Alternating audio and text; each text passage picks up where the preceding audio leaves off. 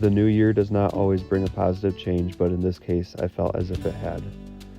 I had decided to take the scenic route between California and Las Vegas, so I woke up here where I had fallen asleep before midnight on New Year's Eve. As I reflected over the past couple of days, I felt proud of what I had accomplished and the mindset that I was taking. 2 days prior, I woke up here, again, a space that I had chosen because it was out of the way and enabled me to spend the night somewhere other than a truck stop or a rest area. As I got going super early in the morning, I decided that it was time to buckle down and fix my starter. I had gotten a quote for $150 and I declined it, and ever since then I worried that I had made the wrong decision, especially when my first attempt to fix the starter failed. But this time I bought a bigger wrench. I did the job in the parking lot of AutoZone, and I was able to put the new starter in. Heck yes! Alright, closing thoughts on changing the starter in an E150 Econoline Ford van. Well, though that was a pain in the butt, I could not justify spending $150 on that, which is the only quote I got. And then the only other person I talked to about it said, that's half a day job. Okay, this was a 20-minute job, not including all of the running into AutoZone that I did. If I'd had all the tools, it would have been a 20-minute job. If I had all the tools and I had a hoist where I could really get down under the vehicle and see it easily without crawling around, that would have been a 10-minute job. So $150? No way. Yes, it was a pain to do it myself, but it takes a lot of hours of work to make $150. Like even at $50 an hour, which is what I'm aiming for that amount, but that's still 3 hours of work. This didn't take me 3 hours, even having to figure it all out as I went. So, change your own starter on your E150. Thanks for watching. Supposedly, I was going to be hired by somebody who needed to move from California to Salt Lake City. We'd agreed on the price and the terms, but I felt that she was going to flake out on me. On one hand, I considered simply leaving the state and beginning the drive home, but on the other, I wanted to give her the time to try to figure out what she needed to figure out on her end to make the move happen. I didn't want to cancel on her prematurely, but I didn't want to sit idle either. I started to do some work with Roadie, which is an app that connects people to businesses that need things moved. Home Depot uses it a lot, Tractor Supply Company, and a few others. Most of what is available there is not worth the time to take it, but if you have a large enough vehicle and focus only on bigger things that pay over $1 a mile, it can be worth it. The flip side of that is that you got to do a lot of manual work that isn't necessarily included in the cost. But that's not something I really mind. I'd rather get out and be active than sit in the van driving all day. This is definitely a team lift item, but Roadie doesn't account for that. I did my best to get it to where the customer wanted it, and I even disguised it and kept it tucked away as he had requested. Of course, the customer is not really my customer, it's the store's customer, but I'm still doing my best. When I got to Home Depot and they couldn't find anyone to pick the order, I said, that's fine, tell me what it is, I'll pick it myself. And I had the entertaining experience of witnessing all of these deflated Christmas decorations, as well as one house that had kept theirs intact. I didn't ever cancel on the person from California to Salt Lake City. I just communicated so extensively that she ended up canceling on me. She kept bringing up concerns and things that might not work out or dates that might need to be moved around, and I came up with solutions to every problem that she invented or legitimately experienced. But after I explained everything that I could do to make her move work for her, regardless of the challenges she was having with her move-in date, she kept saying that she just didn't feel comfortable with it. Even after I addressed all of the things that she didn't feel comfortable with and explained how they would work and offered to make everything happen on my end so she really didn't have to worry about a thing, she still just ended up canceling on me. And I felt great about that. I gave her every opportunity to make this move happen, to meet her needs. And it became clear that there was some sort of issue on her end. That gave me the freedom to move on without feeling as if I had let anybody down in the process. When I moved on, I began the drive out of California, and I tried to use a coupon from the East Coast in California. It didn't work.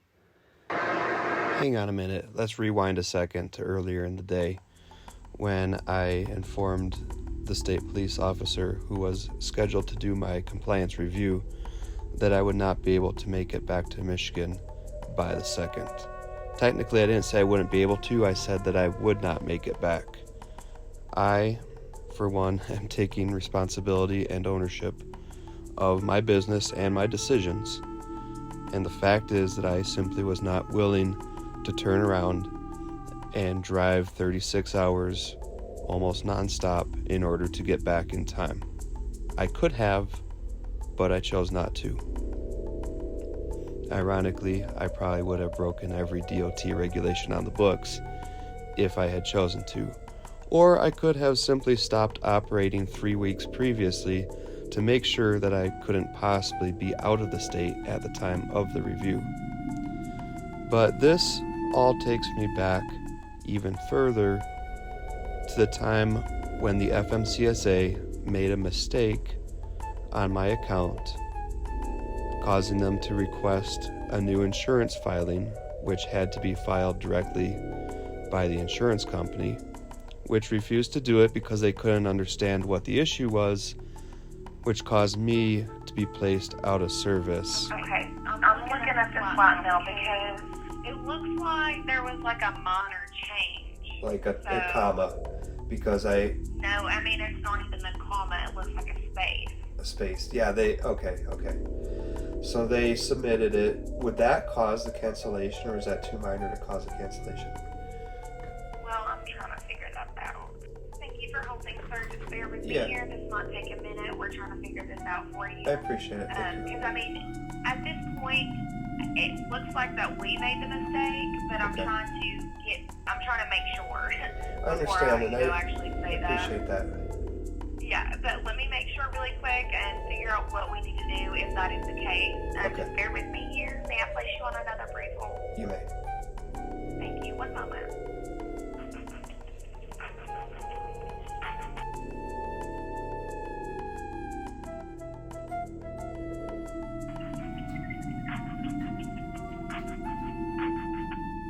Thank you for holding, sir. You're welcome.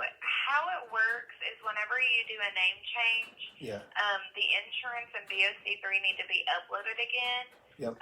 So, I mean, whenever the name change was done, you uploaded your insurance as you should have, but then we had a mistake, so we had to correct that mistake. Okay. And once we did, you had to send over that insurance and BOC3 again. Again. Okay.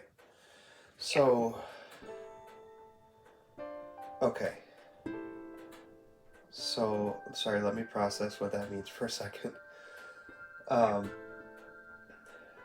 Basically, there was a mistake made by the FMCSA, but because of that mistake, my insurance company had to submit the updated filing again, and they didn't do that. Is that right?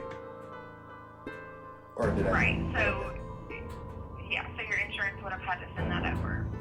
Let me start by saying that I greatly appreciate this specific FMCSA agent who actually figured out what had happened.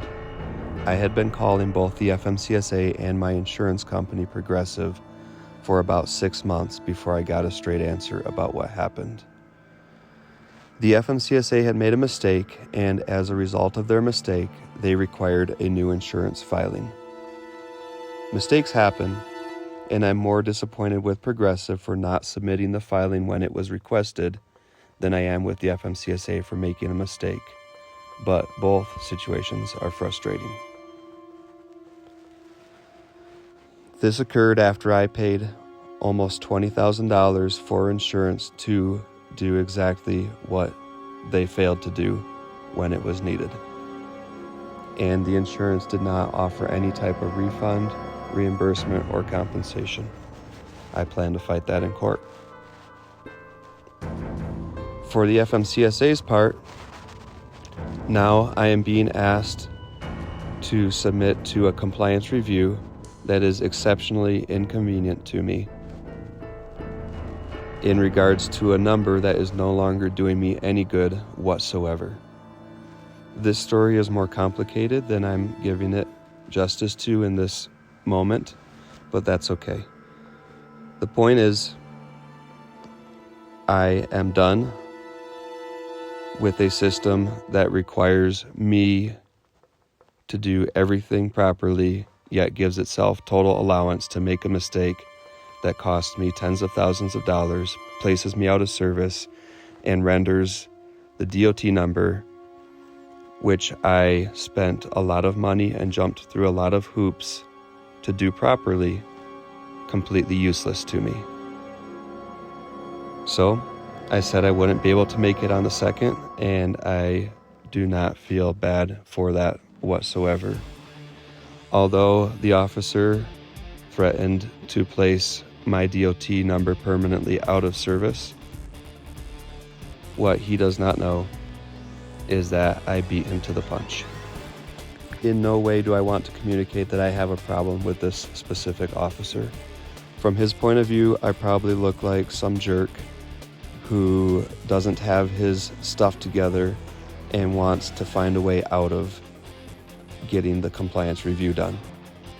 That's simply not the reality, and I hope that he might take a minute to watch key moments from this video with me so that he can understand exactly what happened and why it is that I am so frustrated with the system that he is tasked with enforcing. So, I drove into the new year feeling great about the fact that I had proven myself right for not paying $150 to change a starter. I had called the bluff of a customer who was most likely stringing me along until the last minute only to cancel, all without ever being disrespectful or canceling on her. And I had declined the supposed need to rush back to Michigan in order to do a compliance review on a DOT number that had been rendered completely useless to me by the FMCSA and my insurance company through their own errors. In addition, in the last couple of days, I walked away from 3 potential vehicle purchases that I could have made, but which would have wiped out my business account. In the past, I might have felt that it was necessary and important and rushed into that decision. I also walked away from the chance to repurchase commercial insurance. Although this felt like a very important and necessary step to grow my business despite my bad previous experiences, I'm glad that for the moment I was able to say no, maybe later, maybe not at all. So, with the money sitting unspent in my account and a beautiful scenic road ahead of me, I was finally able to enjoy a drive. For the first time, it did not feel like an exhausting, pressured rush to the finish.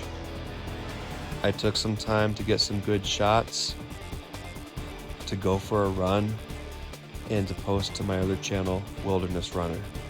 At the end of the day, I really wanted to go to a hotel, partially for the purpose of making this video in a comfortable setting, but I decided that also was $60 or more that I did not need to spend. Instead, I pulled over into a scenic campsite in the desert. In the morning, I will finish my drive to Las Vegas, get a shower at Planet Fitness, and do a pickup that never would have been possible if I had waited till the last minute for a customer who was going to flake out on me.